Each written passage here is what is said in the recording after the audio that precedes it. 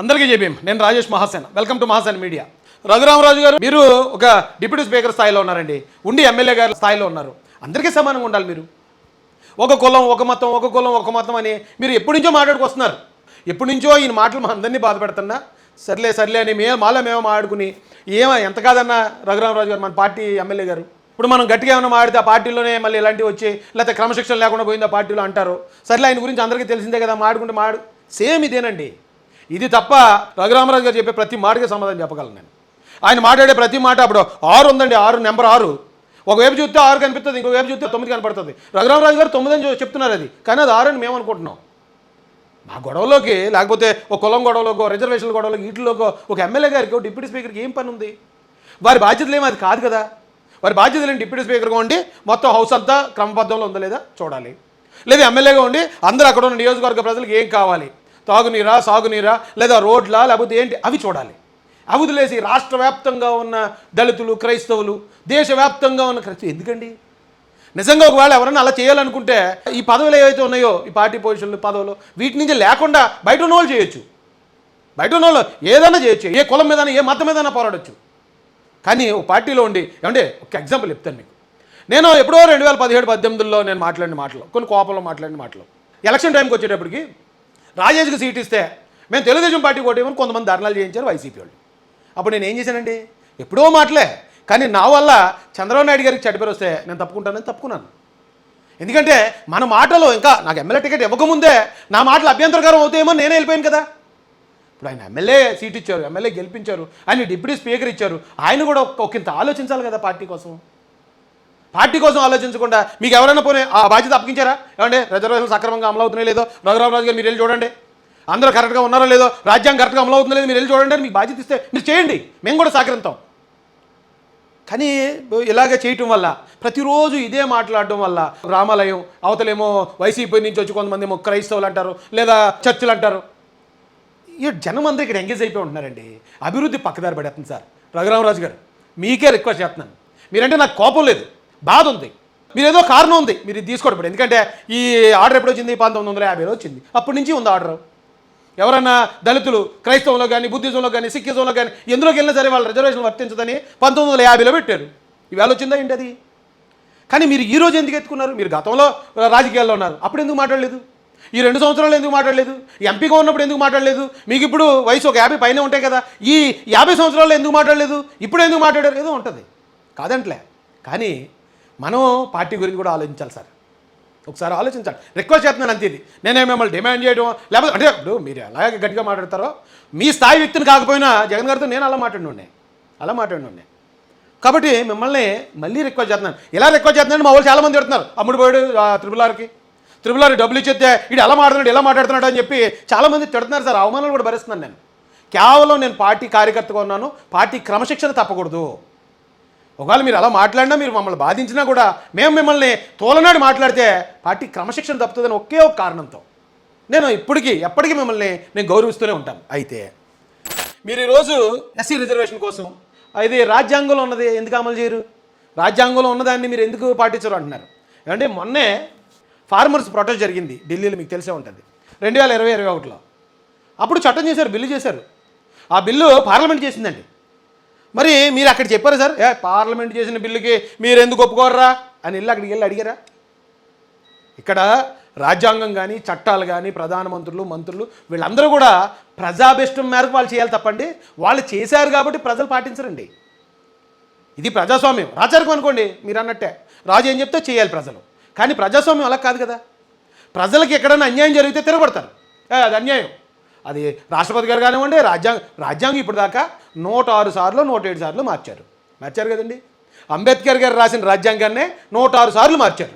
ఆ మార్చే అవకాశం కూడా ఎవరు ఇచ్చారు అనుకుంటున్నారు? అంబేద్కర్ గారు ఇచ్చారు. రాజ్యాంగం కాలానుగుణంగా మీరు మార్చుకోండి, ప్రజాభిష్టం ప్రకారం మీరు మార్చుకోండి అని ఆయన ఇచ్చాడు, సవరణ చేసుకోమని. ఇప్పుడు దాకా 106 సార్లు సవరణ చేశారు. ఫస్ట్ రాజ్యాంగ సవరణ ఎప్పుడు జరిగిందో తెలుసా సార్ రాజు గారు? 1951లో జరిగింది మొట్టమొదటి రాజ్యాంగ సవరణ. దీన్ని బట్టి మీకు ఏమర్థమైందండి? 1950లో ప్రెసిడెన్షియల్ ఆర్డర్ వచ్చిందని మీరు చెప్తున్నారు. ఆ ప్రెసిడెన్షియల్ ఆర్డర్ అనేది సవరణతో పెట్టింది కాదు కదా, అంటే సవరించి పెట్టలేదు. ప్రెసిడెన్షియల్ ఆర్డర్ అని ఒకటి ఏదో అనామతిగా పెట్టాడు అంతే. సవరించాలంటే పార్లమెంటు, ఎంపీలు, అసెంబ్లీలు ఎంత ఉంటుంది మ్యాటర్. కాబట్టి అది సవరించకుండా పెట్టిన ఒక ఆర్డర్ అండి. ఆ ఆర్డర్లు పాటించేయమంటారు మీరు. ఆ ఆర్డర్ కూడా అందరికీ సమానంగా ఉందా సార్? అది మీరు అంటున్నారు క్రిస్టియానిటీ గొప్ప మతం, ఆ మతంలో కులాలు లేవు, ఆ మతంలోకి వెళ్ళేది మీరు ఎలాగా కుల రిజర్వేషన్ తీసుకుంటారని. అయితే మీకు ఇంకొక మాట చెప్తాను సార్, అది కులాలు లేని మతంలోకి వెళ్ళిన ఎస్సీలు మాత్రమే కాదు సార్. ఆ కులాలు లేని మతంలోకి గిరిజనులు వెళ్ళారు, ఎస్టీలు, బీసీలు వెళ్ళారు, ఓసీలు కూడా చాలామంది వెళ్ళారండి ఆ కులం లేని ఆ గొప్ప మతంలోకి. అయినా కానీ ఓసీలు ఈవీఎస్ రిజర్వేషన్ తీసుకుంటున్నారు సార్, బీసీలు బీసీ రిజర్వేషన్ తీసుకుంటున్నారు సార్, ఎస్టీలు గిరిజనులు గిరిజన రిజర్వేషన్ తీసుకుంటున్నారు సార్.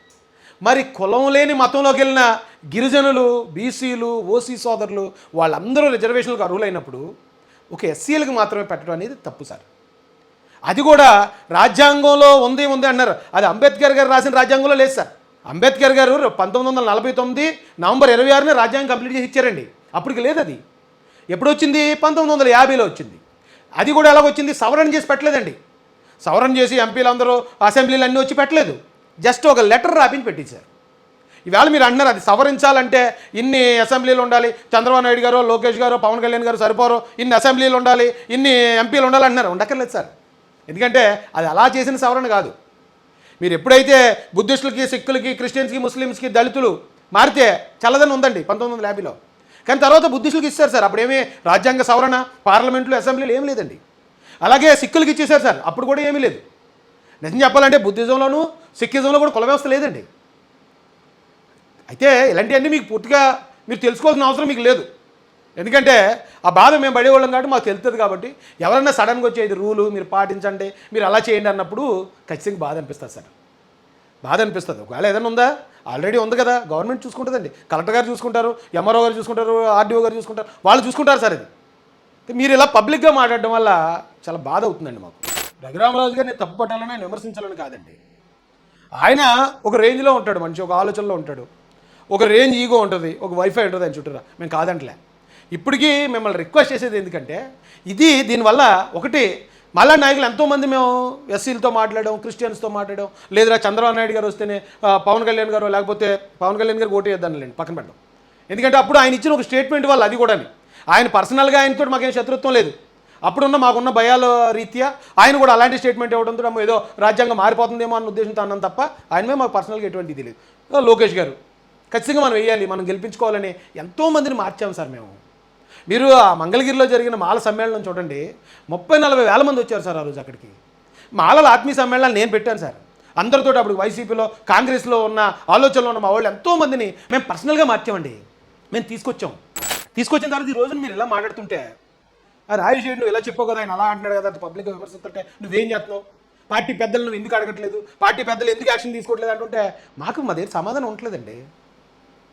అలాగని మేము కూడా మీకులాగే మీరు విమర్శిస్తున్నారు కదా, మీరు మాట్లాడుతున్నారు కదా, మీకు అవసరం లేని టాపిక్ మీరు మాట్లాడినప్పుడు మాకు అవసరం లేదు మేము మాట్లాడుతామని మేము మాట్లాడితే అభివృద్ధి పక్కదారి పడేస్తుంది సార్. పెద్దలు చేస్తున్న అభివృద్ధి కార్యక్రమాలన్నీ ప్రజల దృష్టి దాని నుంచి గొడవల మీదకి వచ్చేది. జగన్ గారికి అదే కావాలి, జగన్ గారికి అదే కదా సార్ కావాలి. అదే ఆలోచించండి సార్, దయచేసి ఆలోచించండి. మీరు రామాలయం కడుతున్నారు కదా, కట్టండి. రామాలయం ఏమైనా వద్దన్నావా? రామాలయం కేవలం ఎంత అండి? 4 సెంట్ల భూమి అంతే కదా. 4 సెంట్ల భూమి కోసం అటు ఆ దళితుల్ని రెచ్చగొట్టి 56 మందిని జైలుకి పంపించారు జగన్ గారు అని టీము. ఇక్కడ మీరు పట్టుదలకి వెళ్ళడం వల్ల జన సైనికులు పాపం దెబ్బలు తినేసి వాళ్ళు హాస్పిటల్ పాలైపోయారు. ఏంటి 4 సెంట్లు దానికోసం మీరు కడితే ఇలా అంటే ఉద్రేకపూరితంగా కాకుండా సంయమనం పాటించి వాళ్ళని మీరు కూర్చోబెట్టి ఓ 4-5 చర్చలు జరిగిన తర్వాత అప్పుడు ఒకవేళ కడతాం, ఈ రూల్ ఉందండి, ఈ రూల్ ప్రకారం మేము కడతాం అని ఇప్పుడు ఈ కోర్టు ఆర్డర్లు పర్మిషన్లు ఏమైతే ఉన్నాయో ముందే అవి తెచ్చేసి అది కట్టుంటే అసలు గవర్నమెంట్కి ఈ రోజున కులం గొడవ జరుగుతుంది, మతం గొడవ జరుగుతుందని గవర్నమెంట్ మీద ప్రజలు రాకపోను. అవును కదా, మనమే అధికారంలో ఉన్నాం కదా, మీరే అక్కడ ఎమ్మెల్యే కదా, అది పైగా అది రామాలయం స్థలమే కదా. రామాలయం స్థలంలో రామాలయం కట్టడానికి పర్మిషన్ ఎవరు తిరస్కరిస్తారు? శ్రీరామచంద్రుడు ఆలయం కడతామంటే ఈ భారతదేశంలో ఎక్కడన్నా అసలు పర్మిషన్ ఎందుకు? అక్కడికి వెళ్ళి దీని గురించి ఇంత డిస్కషను, ప్రభుత్వం చేసే అభివృద్ధి పనులు పక్కదారి పట్టడం. ఇప్పుడు మీకు మాట చెప్తున్నాను, చాలామంది ఏమనుకుంటున్నారంటే దళితులు క్రైస్తవులు జగన్తోనే ఉంటారు అంటున్నారు. దళితులు క్రైస్తవులు జగన్తో ఉండేవారు ఎప్పుడు? 2019కి 2014కి, అంతకుముందు కాంగ్రెస్తో, అంతకుముందు అంటే ఒక భావజాలం మా మైండ్లో నిండిపోయి ఉంది కాబట్టి ఉండేవాళ్ళు. కానీ 2024 వచ్చేటప్పటికి ఈవేళ 40% మంది, చరిత్రలో మొట్టమొదటిసారి ఇంతమంది జనం తెలుగుదేశం పార్టీ వైపు వచ్చారండి.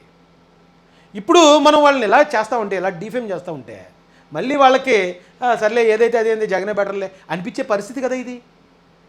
చంద్రబాబు నాయుడు గారు లోకేష్ గారు అలా బిహేవ్ చేయట్లేదు కదా. చర్చ్ పాడైందంటే చర్చ్ దగ్గరికి వెళ్ళి ఆయన వాళ్ళకి సపోర్ట్గా నిలబడతాడు లోకేష్ గారు. మసీదు పాడైందంటే మసీద్ దగ్గర నిలబడతాడు. ఆలయం బాగోలేదంటే ఆలయం దగ్గర ఆయన నిలబడతాడు. ఆలయం అందరినీ కలుపుకుని వెళ్తారు కదా సార్ మన నాయకులు. మనం చేసే పనులు కొన్ని ఓట్లు ఇప్పుడు ఎక్కువ అక్కర్లేదండి. మొన్న ఎలక్షన్ అనేది జగన్మోహన్ రెడ్డి అరాచకాలకి, చంద్రబాబు నాయుడు గారు లోకేష్ గారు పవన్ కళ్యాణ్ గారు చేసిన వీరోచిత పోరాటానికి జరిగింది కాబట్టి అంత పెద్ద పెద్ద మెజార్టీలు వచ్చాయి. కానీ ఎప్పుడు ఎంత వస్తుంది మెజార్టీ? 3000, 2000, 1000 ఈ లోపే కదా ఉంటుంది. ఇప్పుడు మీరు మాట్లాడే మాటల వల్ల కనీసం నియోజకవర్గంలో ఒక 2-3 వేల ఓట్లు పాడైతే చాలదండి. 2-3 వేల ఓట్లు మిస్ అయితే సరిపోదా? మొత్తం పార్టీ మీద ప్రభావం పడదా? అది సార్ పరిస్థితి. ఇంకా చాలా మాటలు ఉన్నాయి. మీరు మాట్లాడిన మాటల్లో చాలా కించపరిచే మాటలు ఉన్నాయండి మమ్మల్ని. అవి కూడా నేనేమి ఇప్పుడు తీసుకొచ్చి దానికి మాటకు మాట ఇచ్చేయాలి, మాటకు మాట నేను మాట్లాడాలని నేను అనుకోవట్లేదు. ఇప్పటికీ మిమ్మల్ని రిక్వెస్ట్ చేస్తున్నాను, పార్టీకి ఈ వర్గాలను దూరం చేయకండి. ఈ వర్గాల్ని సమాజానికి బూచిగా చూపించకండి. ఎందుకంటే మీరు ఒక ఇన్ఫ్లుయెన్సర్. మీ మాటను ఖచ్చితంగా ప్రజలు నమ్ముతారు. మీ మాటను ప్రజలు నమ్మినప్పుడు మీరు అంటున్నారు మతం మారిన వాళ్ళకి కులం ఉండదని రాజ్యాంగం చెప్పింది కాబట్టి మీరు ఎందుకు చేస్తున్నారు? మరి అదే మాట మీరు బీసీలను కూడా అడగండి. బాబు, బీసీల నుంచి మీరు మతం మారారు కదా, మీరు ఎందుకు బీసీ రిజర్వేషన్ తీసుకుంటున్నారని అడగాలి కదా. మీరు ఓసీల నుంచి మతం మారిన వాళ్ళు ఈడబ్ల్యూఎస్ రిజర్వేషన్ అని వచ్చింది కదా, ఆ రిజర్వేషన్ తీసుకున్నారు కదా, మీరు ఎందుకు తీసుకున్నారని వాళ్ళని అడగండి. అలాగే మీరు ఎస్టీల్లో ఉన్న మతం మారిన వాళ్ళు ఎవరైనా ఉంటే మీరు వాళ్ళని కూడా అడగండి. అప్పుడు ఓకే, రాజుగారు అందరిని అడుగుతున్నారండి, మతం మారిన వాళ్ళు అందరిని అడుగుతున్నారు అనుకుంటాం. మీరు ఇలా ఒక్కళ్ళనే పర్టికులర్గా టార్గెట్ చేసి ఎస్సీలను మాత్రమే తప్పుడు కేసులు పెట్టేవాళ్ళుగా, ఎస్సీలను మాత్రమే రిజర్వేషన్లను దొంగతనంగా వాడుకునే వాళ్ళుగా మీరు అలా మాట్లాడుతుంటే సమాజం అదే నమ్ముతుంది సార్. అమాయకులు సమాజం రాజుగారు చెప్పారంటే ఖచ్చితంగా ఇది నిజమే ఉంటుందండి అని వాళ్ళు నమ్మి రేపటి నుంచి ఈ వర్గాన్ని అంతటిని మళ్ళీ కొత్తగా దొంగలుగా చూస్తున్నారు సార్. తప్పు కదండి. మీలాంటి పెద్దలు అన్నీ తెలిసిన వాళ్ళు, చదువుకున్న వాళ్ళు మీరే అలా చెప్తే ఎలా సార్? ఒకసారి ఆలోచించండి. నేనేమి మీతోటి మాట వాదిద్దామనో, మిమ్మల్ని తప్పని నిరూపిద్దామనో నేను ఇదే అలా ఏ ఆలోచన లేదండి మాకు. పార్టీకి నష్టం జరగకూడదు. అలాగని పార్టీకి వచ్చిన కొత్త వర్గం, కొత్త ఓటింగ్ ఏమండి, జగన్మోహన్ రెడ్డి గారి దగ్గర నుంచి వచ్చిన ఒక ఓటు 2 ఓట్లతో సమానం మనకి. ఎందుకంటే ఒక ఓటు మనకు పడుతుంది ప్లస్, ఒక ఓటు జగన్ గారి దగ్గర నుంచి పోతుంది, ఆయన మైనస్. 2 ఓట్లతో సమానం అండి. చాలా కష్టపడి తెచ్చాం సార్. ఈ రోజున మెంబర్షిప్లో కూడా మన కోటి మెంబర్షిప్లో టాప్ 1 ప్లేస్లో ఎస్సీ మాల సామాజిక వర్గం ఉందండి. మీరు అంటారు కదా మాలందరూ క్రిస్టియన్సీ అని. మరి మాలందరూ క్రిస్టియన్సీ అని మీరు అన్నమాట నిజమైనా కూడా మరి ఈ రోజున మెంబర్షిప్లో టాప్ 1లో ఉందండి. టాప్ 1లో ఉన్న ఒక కమ్యూనిటీని ఈ రోజున మీరు మాట్లాడే మాటల వల్ల అది పార్టీకి దూరం చేసిన వాళ్ళు అవుతారు కదా సార్. అది పార్టీకి నష్టమే కదా సార్. ఇది ఆలోచించండి. మీరు మళ్ళీ మాట్లాడితే ఖచ్చితంగా మిమ్మల్ని అయితే వ్యతిరేకించి మాట్లాడండి, కానీ వాస్తవాలు మాత్రం నేను ప్రజలకు తెలియజేస్తాను సార్. మీరు కొన్ని మీకు తెలిసే చెప్తున్నారా తెలియక చెప్తున్నారా మాకు తెలియదు, కానీ ఒక వర్గం మీద మీరు ఖచ్చితంగా దొంగలుగా, ద్రోహులుగా, తప్పుడు వ్యక్తులుగా మీరు ముద్ర వేసేస్తున్నారు. మీకు తెలియకుండా చేస్తున్నారా, తెలియజేస్తున్నారా, ఇక దేవుడికి ఎరక మీకు ఎరక. కానీ ఆ బ్లేమ్ వేయడానికి మేము సిద్ధంగా లేము సార్. మేము కూడా ఖచ్చితంగా డిఫెండ్ చేసుకోగలం, మేము ఎదిరించగలం, మేము మాట్లాడగలం, అంతకు 2 అంతలు మాట్లాడగలం, ఎవరినైనా ఎదిరించగలం. కానీ పార్టీలో ఉన్నాం సార్. పార్టీ క్రమశిక్షణ, ఆ క్రమశిక్షణ మేరకూడదు. మా మీదకి వచ్చే ఇలాంటి అపవాదులు తొలగించుకోవాలి. పార్టీకి మేము దగ్గర అవ్వాలి, మా వర్గాలను దగ్గర చేయాలి. పార్టీ నుంచి మా వర్గాలకు మేలు చేయాలి, మా వర్గం ద్వారా పార్టీకి మేలు చేయాలి. అది సార్ మా ఉద్దేశం. Thank you sir. జై భీమ్, జై భారత్, జై జై మహాసేన, జై తెలుగుదేశం, జై చంద్రబాబు, జై జై లోకేష్.